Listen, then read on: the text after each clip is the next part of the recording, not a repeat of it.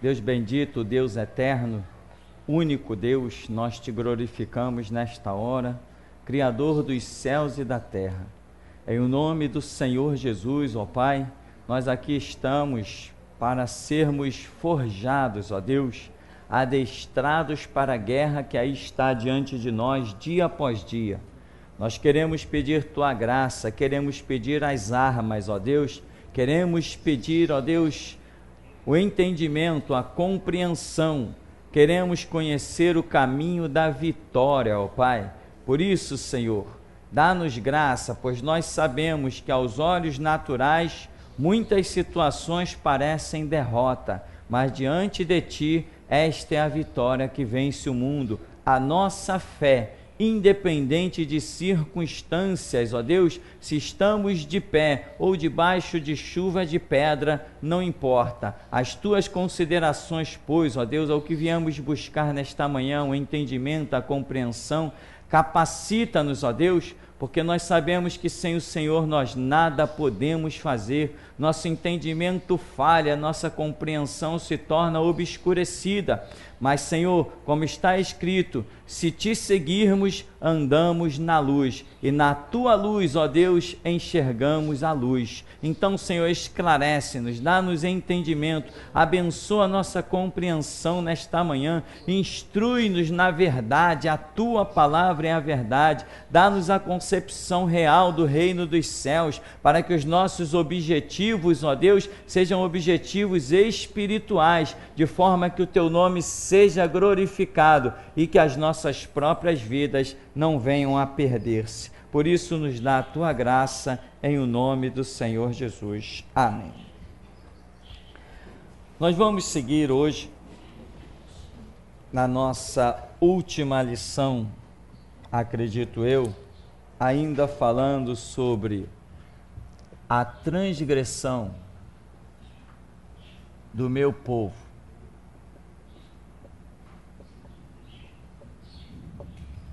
Nós queremos ainda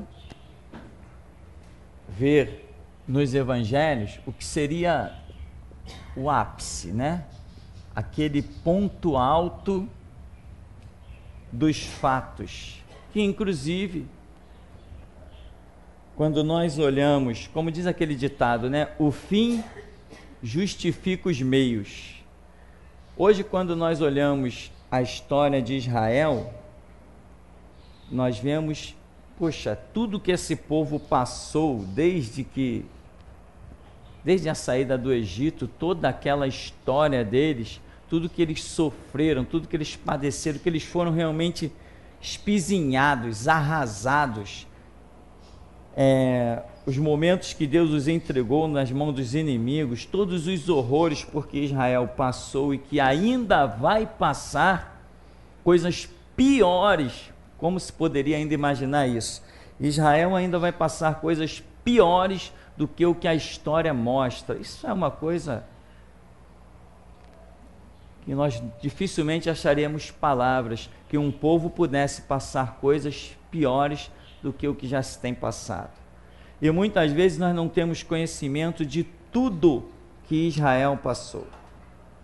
Por exemplo, quando na Segunda Guerra Mundial, Hitler fez o que fez e deixou judeus esqueléticos. Quando a guerra acabou, judeus abandonados em campos de concentração, quase à morte, com uma fome imensa. Mas esses judeus que foram encontrados pelos exércitos aliados, eles que foram libertados, foram mandados de volta para as suas propriedades, para as suas casas, etc, etc.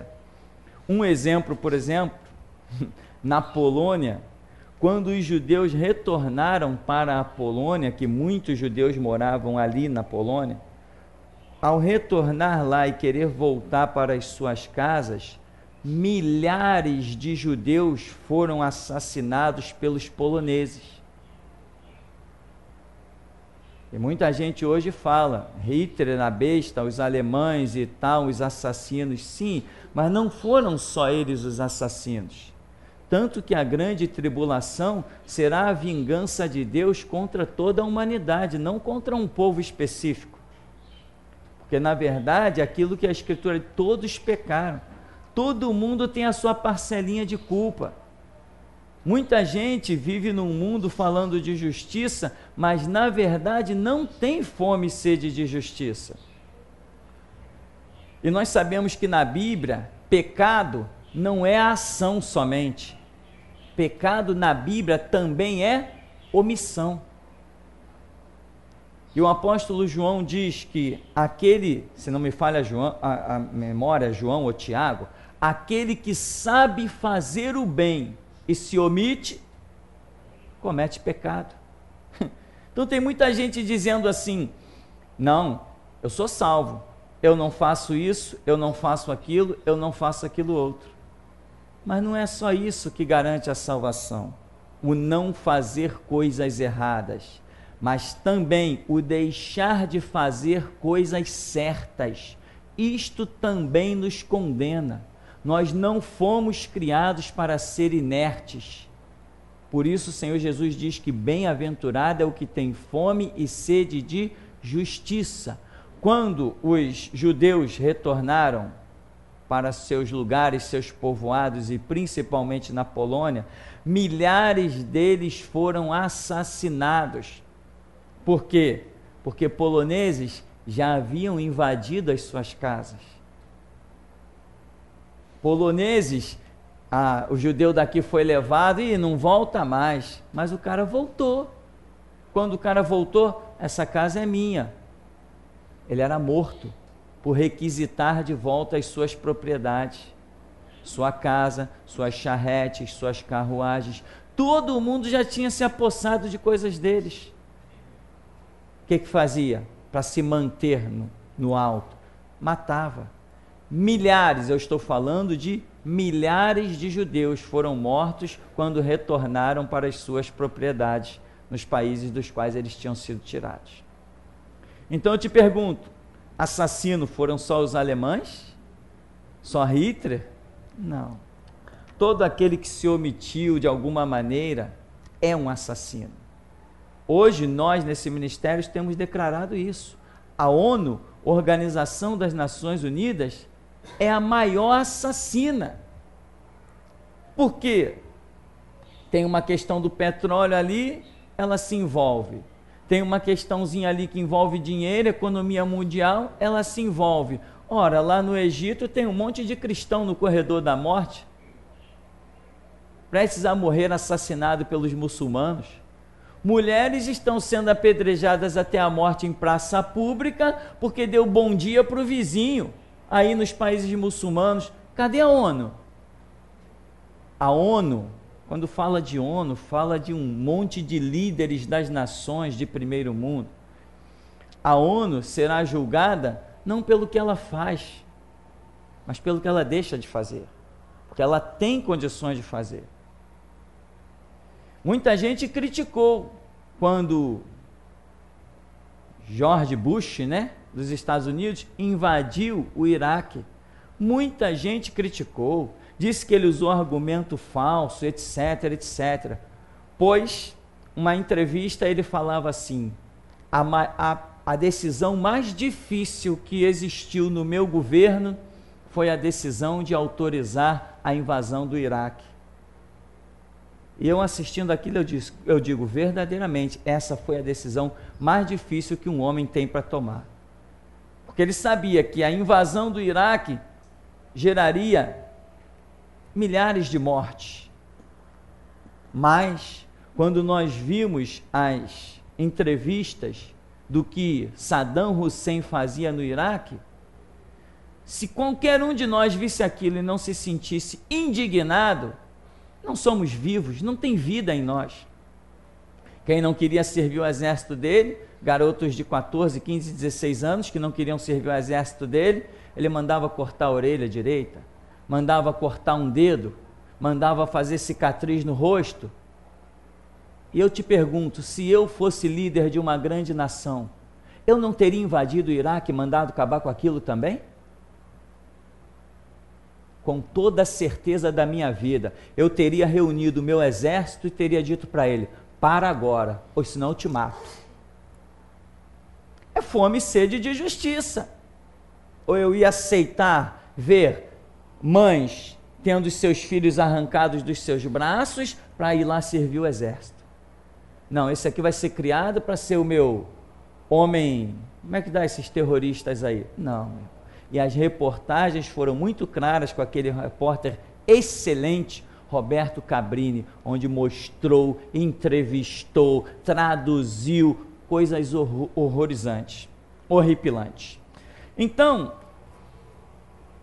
os judeus não sofreram só na mão de Hitler, os judeus sofreram na mão do mundo inteiro, tanto em fatos que deveriam sofrer, pagando pelo que fizeram, mas tinha situações que eles foram injustiçados, vou colocar até assim entre aspas para ser analisado, foram injustiçados quando retornaram para os seus países para dar continuidade à sua vida. Foram assassinados a sangue frio. Eles, seus filhos, seus netos, suas esposas, todo mundo que voltou. Por quem? Por poloneses, por outros das regiões dos eslavos, etc, etc. Então, meu irmão, nós queremos ver, sim, aqui no nosso ápice da transgressão do meu povo, queremos ver o porquê de os judeus, penso eu, terem passado por tudo que já passaram e ainda mais pelo que a Bíblia diz que eles vão passar. Como quando nós lemos ali Zacarias, né? Zacarias capítulo 12, 13 e 14. Nós vemos que os judeus ainda serão, nesta era que estamos vivendo, neste século 21, a nação judaica será massacrada. Vai sobrar um restinho deles para clamar ao Messias que vai descer no Monte das Oliveiras. Então, Mateus capítulo 9. Mateus 9, a partir do verso 32, nós temos uma situação que diz: ao retirarem-se eles, foi-lhe trazido um mudo endemoniado, e expelido o demônio, falou o mudo. E as multidões se admiravam, dizendo: jamais se viu tal coisa em Israel. Mas os fariseus murmuravam: pelo maioral dos demônios é que expele os demônios. Veja que nós não estamos falando de uma coisa qualquer, nós não estamos dizendo que apenas um profeta se levantou em Israel com os sinais de Deus. O que falar contra esse profeta já seria um absurdo, como o povo pagou ao falar contra Jeremias, o povo pagou ao falar contra Micaías, falar contra Amós, falar contra Neemias. Todo mundo que falou contra os profetas de Deus pagaram um preço altíssimo. Mas agora nós estamos falando do próprio Jesus, o Filho de Deus. Quer dizer, é o ponto máximo, como diz a parábola que Jesus contou. Olha, um homem tinha uma vinha, e ele mandou de tempo em tempo os seus servos para pegar o tributo dessa vinha, para que os operários dessem conta dessa vinha. Aí Jesus diz: mas ao primeiro eles mataram, ao segundo eles apedrejaram, ao terceiro eles também assassinaram. Finalmente, o dono da vinha disse assim: bom, eu vou mandar então o meu filho, porque ao meu filho eles vão respeitar o meu filho. Já que eles não quiseram respeitar todos os servos que eu enviei, eles vão respeitar o meu filho. Aí Jesus diz assim: mas a este filho, aqueles a quem a vinha estava arrendada, eles disseram assim: esse é o herdeiro, este é o herdeiro, vamos matá-lo e vamos ficar com a sua herança. Quem são os que foram enviados? São os profetas. E o herdeiro final, o dono da vinha, o que herdaria a vinha, é o Senhor Jesus, porque está escrito: pede-me as nações e eu te darei por herança. E os judeus dizendo: mestre, tu contando esta parábola nos ofende. Ah, é? Por que ofende? Porque eles reconheciam que eles eram os assassinos daqueles que Deus tinha enviado. E eles reconheciam que no coração deles agora está uma ira esperando a oportunidade de matar o herdeiro, o Filho de Deus. Eles sabem perfeitamente disso e se sentem ofendidos. Então aqui, mas os fariseus, né? Lembra que Paulo disse que era fariseu, um exímio guardião da lei? Os fariseus murmuravam: pelo maioral dos demônios é que expele os demônios. Dá para nós concebermos uma coisa dessa? Você diante de Jesus fazendo as operações, curando, expulsando o demônio, fazendo maravilhas, e você olhar para Jesus Cristo e dizer assim: isso aí é um endemoniado. Isso aí, sabe por que ele está expulsando o demônio? Porque ele tem pacto com o diabo. Como que alguém pode dizer uma coisa dessa sem primeiro fazer uma oração? Como que alguém pode dizer uma coisa dessa sem primeiro analisar os fatos? Resultado, eles negam a Jesus Cristo. Quando eles negam a Jesus e clamam, inclusive, caia sobre nós e nossos filhos o sangue deste homem, Deus marcou a história deles. Jesus passou pela figueira e amaldiçoou a figueira e disse: nunca mais nasça fruto de ti. O resultado é o que a história já nos tem mostrado. Em Mateus, no capítulo 12, ainda aí, no verso, um pouquinho mais para frente, no verso 9,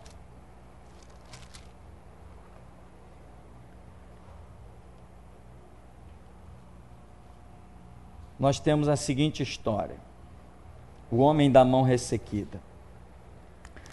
Tendo Jesus partido dali, entrou na sinagoga deles. Achava-se ali um homem que tinha uma das mãos ressequida, e eles, então, com o intuito de acusá-lo, perguntaram a Jesus: é lícito curar no sábado?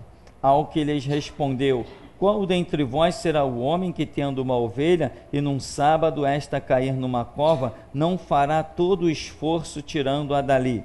Ora, quanto mais vale um homem que uma ovelha. Logo, é lícito nos sábados fazer o bem.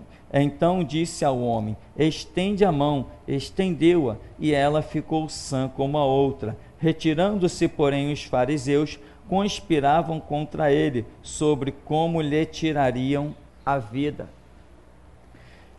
Entenda, meu irmão, nessa passagem, que um ser humano, ele pode estar tão cheio de si mesmo, que ele pode estar criando as suas próprias leis. Por acaso a lei dizia que alguém não poderia ser curado num sábado? Em que parte do Antigo Testamento que até hoje eu não achei? Por acaso a Bíblia diz que se alguém fosse curado no sábado, esse tal que o curou deveria ser morto? Então, isso nós precisamos entender, que nós não estamos falando de um ímpio ali, de um católico adorador de boneco de gesso. Nós não estamos falando de um espírita que invoca os demônios dentre os mortos. Não estamos falando de um hinduísta que cultua uma vaca, um rato, um coelho. Nós não estamos falando dessas pessoas que andam pelas sarjetas espirituais da vida. Nós estamos falando de alguém que se reúne todo sábado na sinagoga, que abre a Bíblia deles, que é o pergaminho do Antigo Testamento, que estuda, alguém que faz orações, alguém que canta louvores a Deus, alguém que ensaia em corais imensos, alguém que produz instrumentos musicais para louvar a Deus. De repente, esse alguém cria suas próprias leis. Criaram um argumento, você reparou aqui, quando nós lemos aqui, entrou na sinagoga e achava ali um homem que tinha as mãos ressequidas. E eles, na metade do verso 10, e eles, então, com o intuito de acusá-lo, perguntaram a Jesus: é lícito curar no sábado? Jesus não está nem olhando para o homem da mão ressequida. Você vê que a maldade, a maquinação do coração do homem, eles que querem instigar Jesus. A Bíblia não está dizendo que Jesus nem olhou para aquele homem. O homem está lá ouvindo a palavra, está lá quieto. E de repente ele diz assim, vem cá, é lícito curar no sábado? Eles que vão instigar Jesus, porque eles estão cheios de si mesmos. Eles são os donos da verdade. Eles não andam na revelação, eles não são sujeitos às novas revelações. Eles entenderam alguma coisa do Antigo Testamento, se fecharam naquilo que eles acreditavam ser a verdade, já não queriam mais saber de buscar uma nova revelação. Se Deus tinha algo novo para os revelar, eles morrem na revelação, eles morrem com uma certa verdade, mas que eles não conseguem evoluir dentro dela, porque a verdade não é estática, apesar de ser absoluta. Por quê? Porque Deus é vivo. A verdade, apesar de absoluta, não é estática. Por quê? Porque dia a dia nós temos verdades a aprender, não temos? Então ela não é estática. A verdade se movimenta. A palavra é viva e eficaz. A palavra é revelada a cada dia. O Senhor Jesus disse, Pai, santifica-os na verdade. A tua palavra é a verdade. Então existe um crescimento dentro da verdade.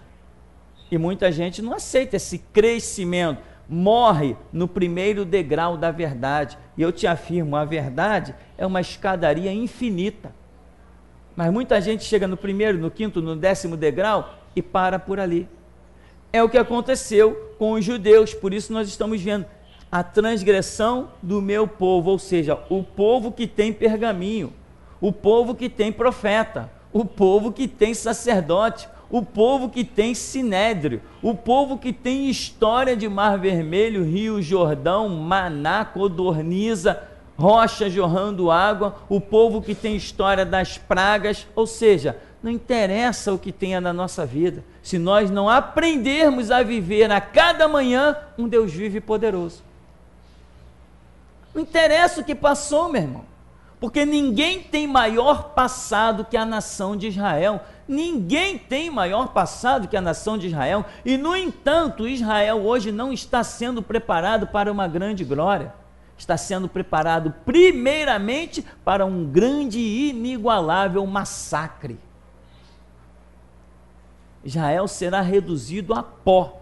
E de um pozinho que vai restar, é que Deus vai cumprir a promessa feita a Abraão, Isaque e Jacó.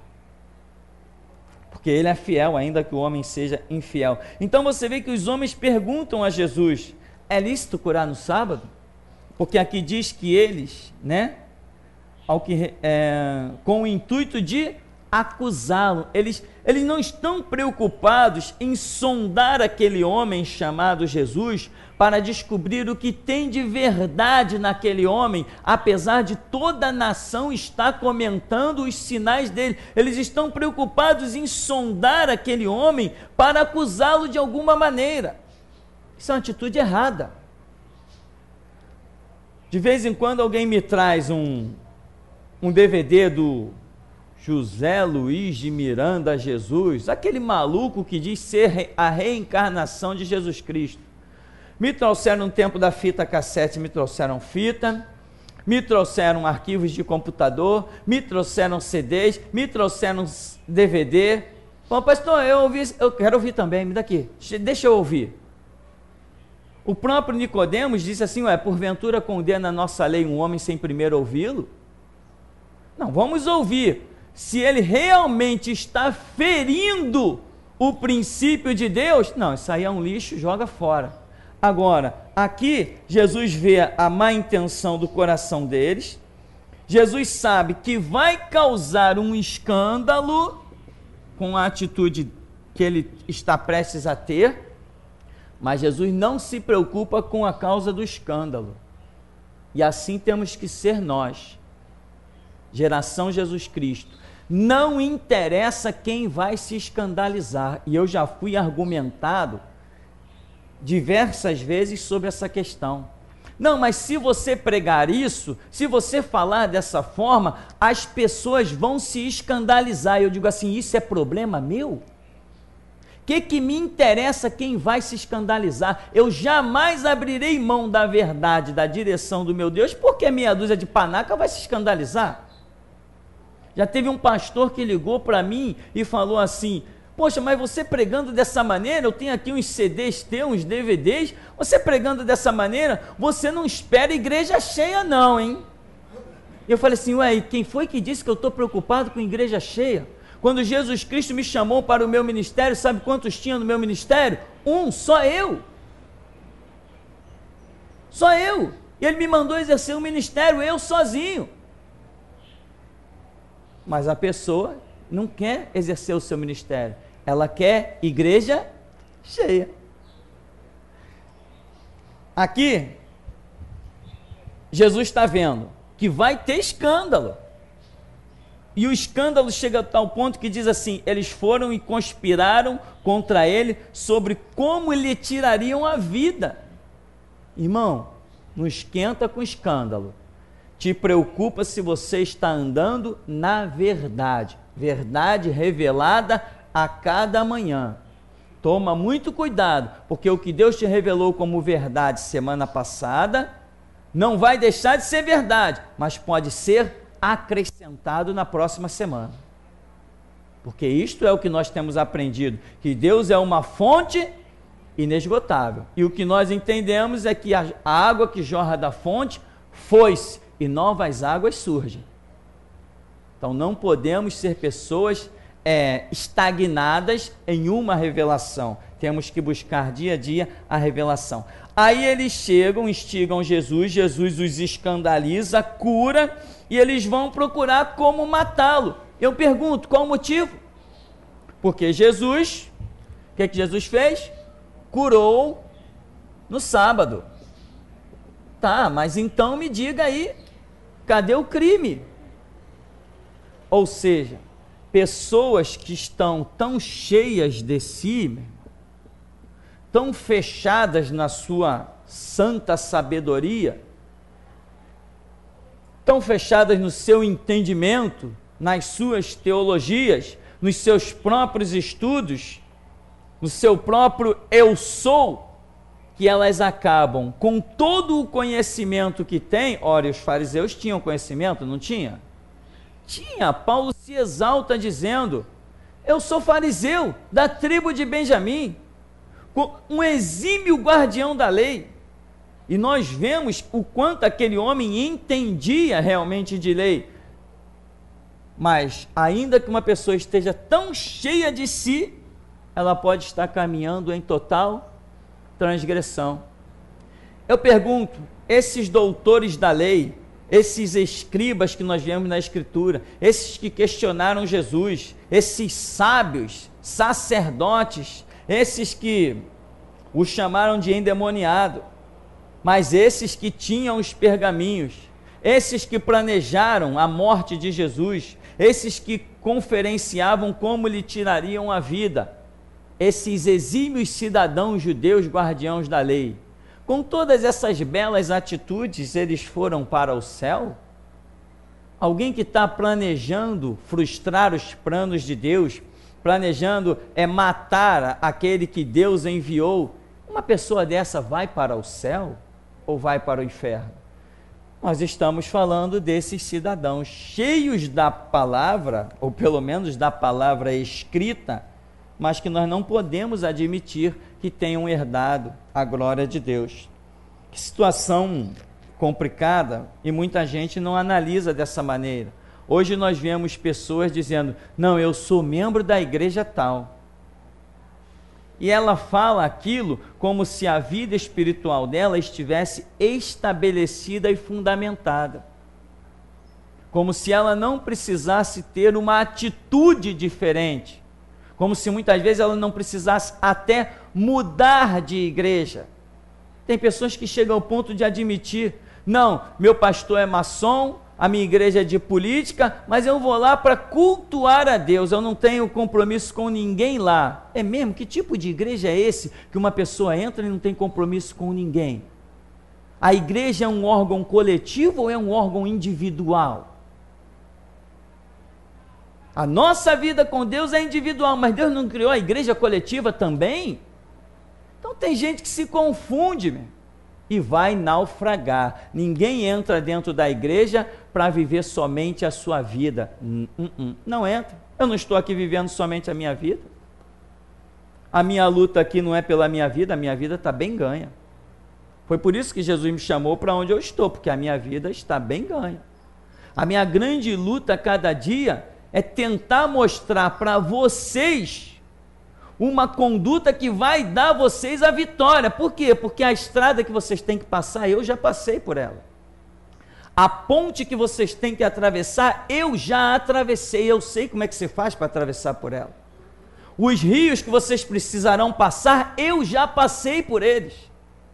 Os mares que eu quase naufraguei e descobri como se mantém em cima das águas, vocês ainda vão passar por eles. E a minha luta desesperada aqui, dia a dia, é tentar fazer vocês entender isso em cada pregação, em cada estudo. E muitas vezes eu me vejo desesperado, porque eu conheço o caminho da vitória e eu grito e muita gente não me ouve. E só Deus para renovar as forças. Só Deus para a gente não jogar a toalha. Só Deus, irmão, só misericórdia de Deus.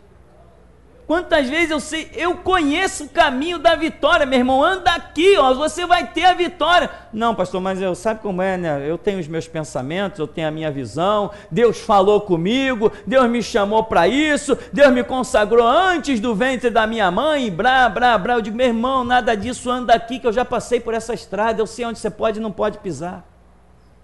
Por isso eu sou um pastor, mas nem todo mundo tem essa visão. Mas deixa esse parênteses para lá, né? Bom, então eles saem para procurar a morte do Senhor Jesus. Quem? Vamos falar pela milésima vez. Quem? Aqueles que têm pergaminho na mão, aqueles que lê todo dia, aqueles que estão dentro da sinagoga para orar todo dia, aquele que o sacerdote diz assim, você aí, irmão fulano, faça uma oração para nós abrirmos o pergaminho e meditarmos na escritura. Ou agora hoje você está completando 30 anos, você está com a oportunidade de ler e interpretar a escritura. Fale-nos alguma... Essa gente toda está lá em volta de Jesus dizendo assim, como é que a gente arranca a cabeça desse cara, hein? Como é que a gente esquarteja esse miserável? Ninguém disse assim, não, peraí, para a gente arrancar a cabeça dele, esquartejar ele, vamos pedir a direção de Deus, como é que a gente arranca a cabeça dele? Não, vamos fazer nós mesmos, nós temos a nossa opinião, nós temos a nossa maneira de ver as coisas.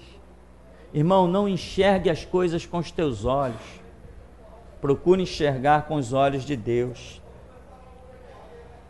Aqui então, nós vamos seguir para Mateus 12 ainda, no verso 22.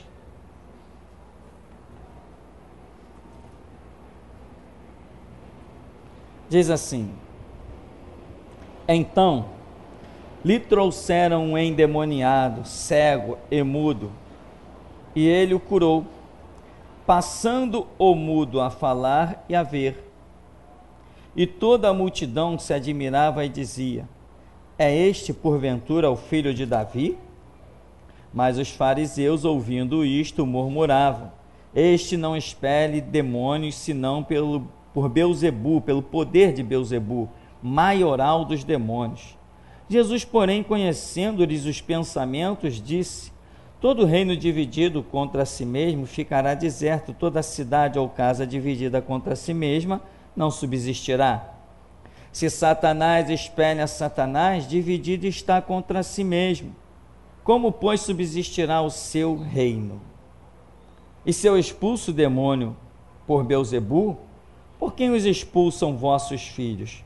Por isso, eles mesmos serão os vossos juízes. Então veja que uma das coisas que nos salta ao entendimento é que a grande maioria das curas realizadas pelo Senhor Jesus essas curas mais estupendas, foi no sábado. Mas Jesus disse assim: não cuideis que vim revogar, anular, destruir a lei ou os profetas. Eu vim cumprir. Se ele veio para cumprir a lei, ele não veio para transgredir a lei. Então eu posso afirmar que de tudo que o Senhor Jesus tenha feito, realizado, em nada ele transgrediu a lei. Mas os sábios e entendidos estão acusando ele o tempo todo de pregar contra a lei de Moisés, de realizar coisas no sábado. E eles mesmos faziam, eles tiravam o boi do buraco, eles davam pasto para o boi no sábado, eles faziam muitas coisas no sábado. Jesus está falando, mostrando que não está dizendo que eles estão errados, está apenas dizendo: vocês não fazem. Por que eu não posso curar alguém, libertar alguém? Não tinha uma mulher que carregava lá uma situação curvada por um demônio há 18 anos?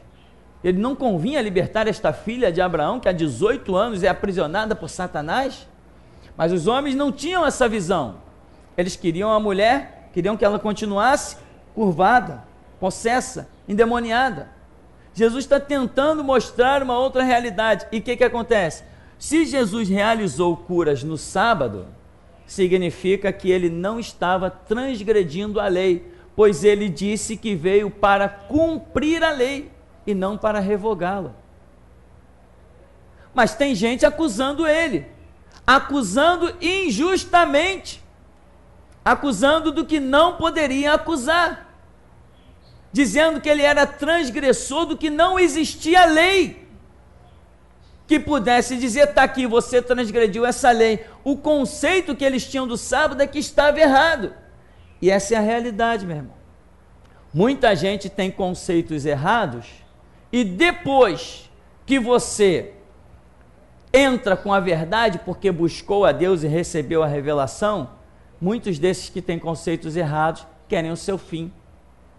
Essas camisas que nós usamos aí têm escandalizado muita gente, principalmente crentezinho de meia tigela que virou advogado. Não tenho nada contra ser advogado, não. Só que a pessoa não pode ser um crente e querer valorizar a sua faculdade, né, de advocacia acima da teologia. Aí é lixo. Por favor, isso não existe comparação.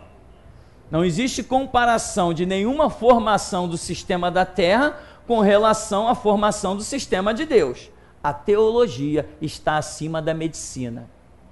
A teologia está acima da advocacia. A teologia está acima do juizado. A teologia está acima de qualquer coisa. Por quê? Porque Deus é acima de qualquer coisa. Por isso, Bíblia sim, Constituição não. Ou seja, nós queremos dizer que de todos os sistemas da terra que são regidos por constituições, a Bíblia está acima de todos eles. Não seria isso que todos nós deveríamos proclamar? E por que algumas pessoas se escandalizam? Porque a pessoa não quer. Não, peraí, eu fiz 5 anos de faculdade. Eu sou um advogado. Como Constituição não? O que eu vou fazer dos meus 5 anos de faculdade? No milênio não vai ter jeito. Vai ter que arranjar outra coisa para fazer. Então, mais uma vez aqui, acusam Jesus de ter pacto com o diabo. Sabe o que é isso? O Criador dos céus e da terra, todo-poderoso, adorado por miríades de anjos. Lá nos céus é louvor e adoração direta a Ele. A misericórdia de Deus faz com que Ele venha ao mundo para resgatar-nos. Aí chega aqui, nós damos tapa, joga uma coroa de espinho, crucifica, e pior que tudo isso, ainda chama de endemoniado. É blasfêmia demais, irmão. É blasfêmia demais. Eu quero saber já se alguém tem alguma pergunta neste período, ou uma colocação. Tem pergunta aí? Aqui, ninguém? Temos aqui?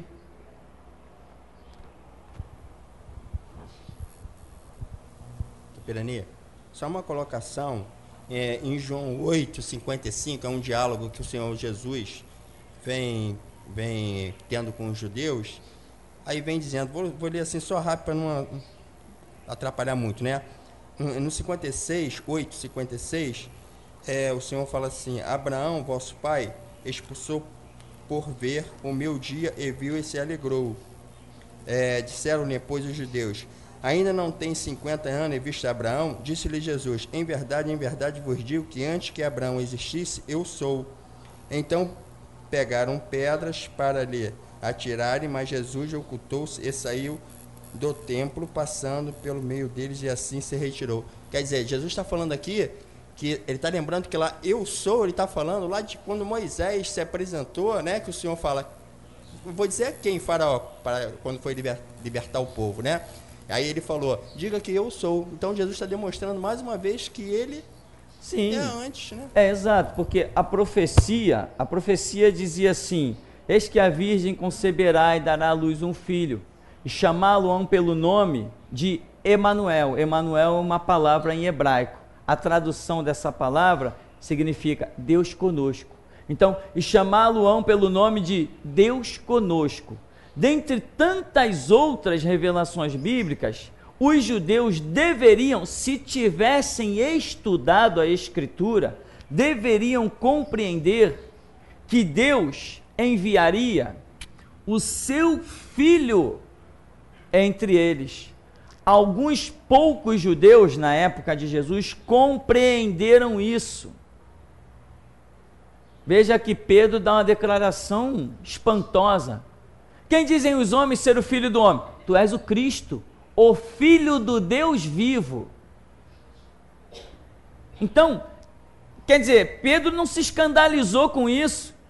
Tu és o Cristo, o Filho do Deus vivo. Jesus falou assim, não conta isso para ninguém não, até que eu ressuscite dentre os mortos.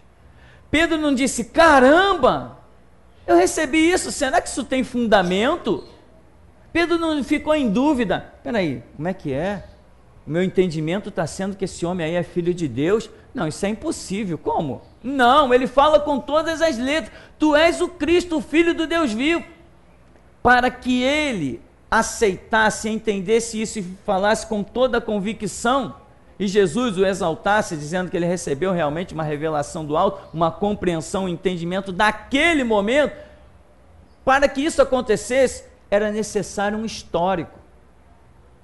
Deus preparou a nação de Israel, e ele será chamado Emanuel, que traduzido quer dizer Deus conosco, ou seja, Israel tinha que estar esperando o Filho de Deus no meio deles encarnado.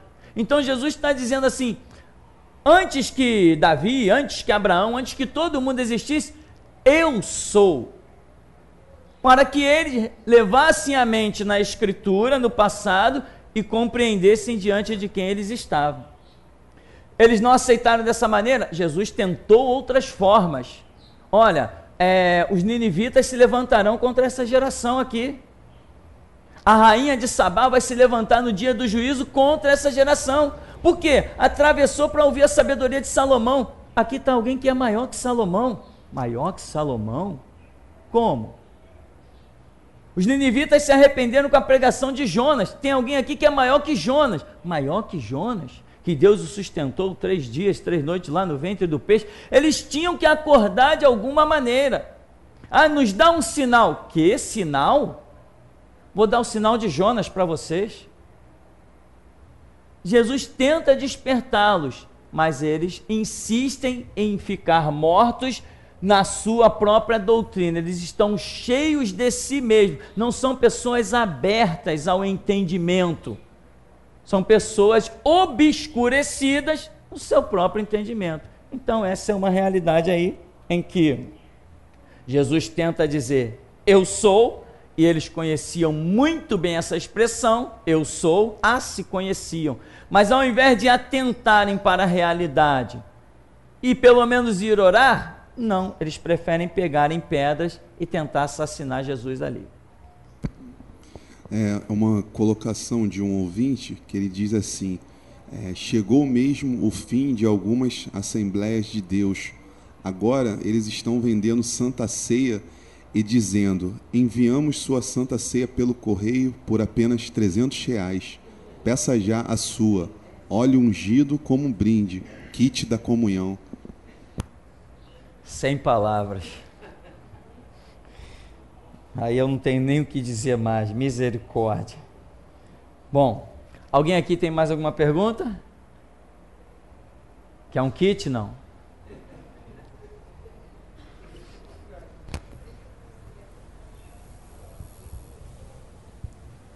Pastor, em Marcos, o filho de Zebedeu, que a mãe pediu para que sentasse à direita e à esquerda, e Jesus disse que isso não pertencia a ele, a não ser o Pai, a quem tem revelado. Quem são esses revelados?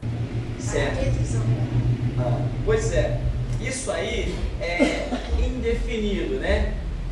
Ou seja, Jesus tem um trono e tem pessoas que vão estar próximas a ele, ou à direita ou à esquerda, seja lá como for, a expressão aí direita e esquerda pode não estar revelando necessariamente direita e esquerda, mas proximidade, comunhão, porque nós sabemos que Apocalipse nos revela um contingente incontável e fala de um grupo que cantava um cântico de Moisés, fala de um grupo que está à mesa nas bodas do Cordeiro, fala de um grupo que está debaixo do altar.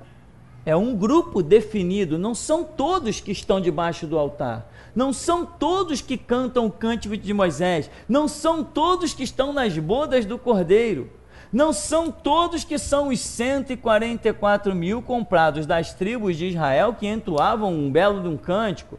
Então nós vemos no céu, né, vários grupinhos, eu vou assim dizer, vários grupinhos no céu, em que nós entendemos que são posições que foram conquistadas dentro das muitas dispensações que Deus realizou sobre a terra. Em cada dispensação, aquele período de tempo histórico, espiritual, em que Deus tratou com a humanidade, ali pessoas conquistaram o seu lugar, trabalharam. Ora, não teve gente que foi martirizada pela causa de Deus no Antigo Testamento? Não teve gente que apanhou pela palavra de Deus no Antigo Testamento? Jeremias não sofreu horrores? Não teve gente que viveu na aflição, na angústia da perseguição, na preeminência dos inimigos que queriam invadir, como foi Neemias? Enfim, desde que Deus está procurando levantar a nação de Israel como um farol para toda a humanidade, não tem pessoas sendo sacrificadas, mortas, espancadas, aprisionadas. Não temos isso? São as muitas dispensações que Deus trouxe sobre a terra. Deus foi resgatando os melhores dentro de cada dispensação, e esses melhores Deus foi reunindo. Eu tenho aqui os 144 mil, eu tenho aqui os da mesa das bodas do Cordeiro, eu tenho os que cantam o cântico de Moisés, eu tenho os que estão debaixo do altar, eu tenho aqueles que vão receber um novo nome, aqueles que vão conhecer isso, vão conhecer. Nós vemos essas panelinhas, né, lá em Apocalipse. Então, quando Jesus fala assim, os homens dizem assim: poxa, esse camarada é bom. A mulher percebeu e falou assim: mestre, deixa que o meu filho se assente à tua direita ou à tua esquerda, ou seja, deixa que os meus filhos na eternidade estejam bem próximos de ti. Jesus falou assim: esse lugar não é pré-estabelecido por mim. Ainda fala assim: vocês podem beber o cálice que eu bebo? Eles falaram: podemos. Podem ser batizados com o batismo que eu sou batizado? Podemos. Aí ele fala: verdadeiramente vocês podem, mas ainda assim a separação de quem vai estar à minha direita ou à minha esquerda, isso aí é um julgamento do Pai. É o Pai que determina na eternidade a posição de cada um. Então é isso que o texto aí, que Jesus está mostrando no texto. Agora, quantos de nós não pediria a mesma coisa? Porque tem gente que pode criticar, mas eu pediria: Senhor, na eternidade tem um lugarzinho aí não? Perto do teu trono para mim? Ah, se eu pedia, claro que eu pedia. Mas isso aí não é conquistado por petição. Isso é conquistado por sangue, suor e lágrima. Isso é conquistado por trabalho. E ainda que se possa beber o cálice do Senhor, ainda que se possa ser batizado com o batismo dele, o realizar os trabalhos que vão me dar o direito a estar junto dele, direita, esquerda, ou seja lá onde for, isso é outra história. E é o Pai quem vai olhar toda a humanidade e vai julgar. Aquele ali trabalhou suficientemente para isso. Esse aqui, não, esse aqui eu tenho outra posição. E por fim, a Bíblia, João olha e diz que viu uma grande multidão, o que dá a entender que aquela grande multidão foi uma multidão sem nenhum galardão, eles apenas conquistaram a salvação. Quem está no meio dessa multidão? O ladrão lá da cruz. Senhor, lembra-te de mim quando entrares no meu reino. Beleza, hoje mesmo tu estarás comigo no paraíso. Mas e o galardão dele? Ele não vai fazer parte dos 144 mil, da mesa, do altar, do cântico. Ele vai cantar, ele vai louvar, ele é salvo, ele desfruta de delícias incontáveis. Mas esses outros aqui, da panelinha de Jesus, esses têm uma posição diferente. E isso não é novidade, porque nós vimos isso quando Jesus estava na terra. Mestre, a minha filha está à morte.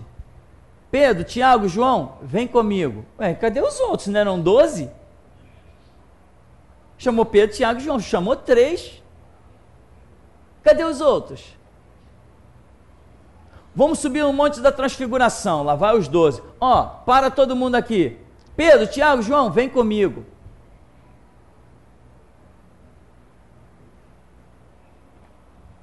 Meu irmão, os homens podem não discriminar, mas Deus discrimina, ao contrário do que muita gente diz. Deus não discrimina ninguém, Deus não discrimina ninguém, dando a cada um seu próprio lugar. Ele não discrimina ninguém.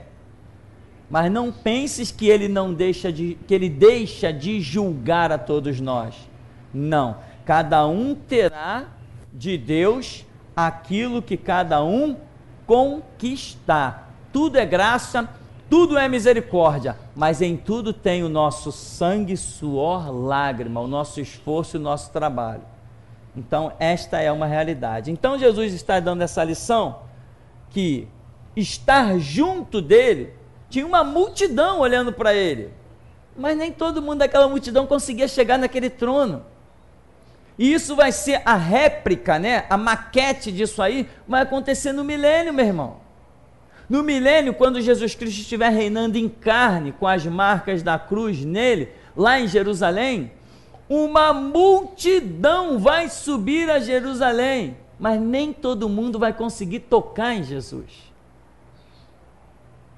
Muita gente vai querer tocar nele e não vai conseguir, não vai ter acesso a ele.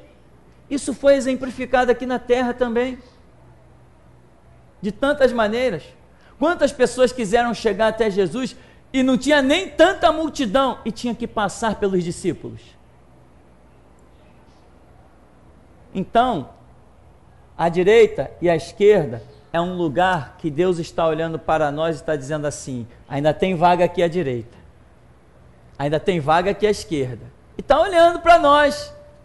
À medida que caminhamos, Jesus vai dizendo: opa, limpa esse lugar aqui para o Juarez, vai limpando aí, beleza, limpa, tá legal esse lugar aqui para o Juarez. Aí se o Juarez vacilar, não, limpa agora é o Carlos, não tem mais Juarez para esse lugar não, agora vai ser o Carlos. O Carlos vacilou, não, é o Francisco. Aquele que conquistar, na hora, Jesus, chegou a hora, quem está pronto, senta aqui. É assim que funciona. Apesar de se pensar muito diferente, é assim que funciona. Tem mais perguntas? Alguma pergunta para encerrarmos? Vamos dar uma paradinha então e daqui a pouco a gente volta.